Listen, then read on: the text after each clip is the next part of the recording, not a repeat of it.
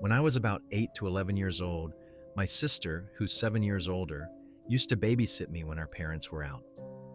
She smoked a lot, but of course, our parents made her go outside to do it. I'd follow her outside, play around, annoy her a bit. One day, my sister noticed a car parked at the end of our driveway. It was a white SUV with a bike rack on top. The windows were so tinted, you couldn't see inside from the side at all. The car just sat there, motionless. She'd go inside, and it would drive to the end of the road, waiting at the church parking lot. Then it would follow her again when she came out for another smoke. It repeated this strange routine. My sister was brave and just tried to ignore it.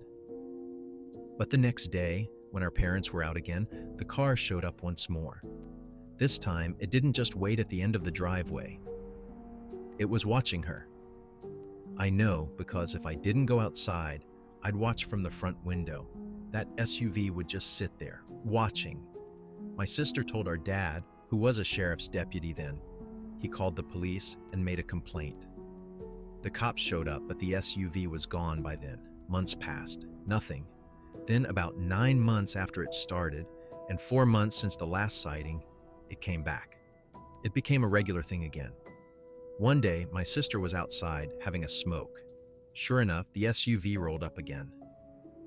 We were home alone as usual. She'd had enough. She told me to stay in the carport while she confronted them.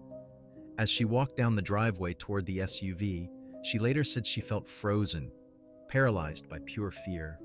She turned around and went back inside. Finally, one night, the family car was in the shop, so we were all stuck home. My sister went outside to smoke, and I went with her. The SUV showed up again. She told me to run inside and tell Dad. Dad grabbed his gun and hurried down the driveway. Gun lowered, not aimed, toward the SUV. The SUV floored it, peeled out, and sped onto the nearby highway. Dad, being a cop, noted the year, model, and some distinguishing features. The scariest part? The license plate had been completely covered with duct tape. We never saw that SUV again.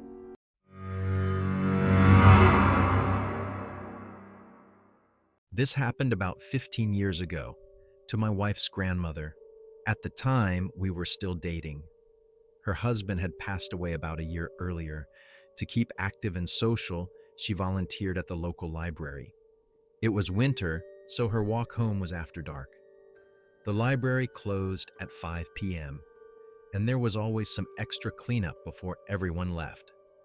One particular night, she turned down a ride from another volunteer. She wanted to keep in shape. Her house was about a mile away, through a lightly wooded area in South Texas. About halfway home, she noticed someone walking behind her.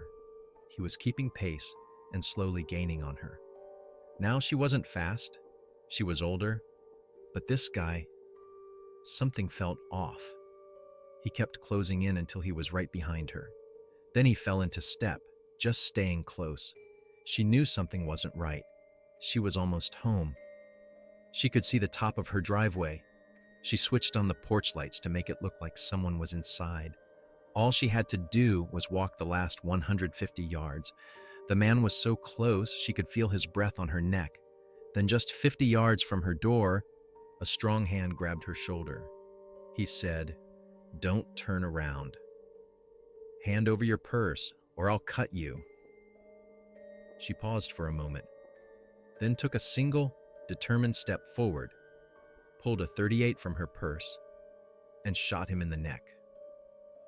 That man spent the next 5 years in a prison hospital before he died from complications. My wife's grandmother passed away last year, but until the end, she regretted one thing. She wished she hadn't pulled the trigger so soon.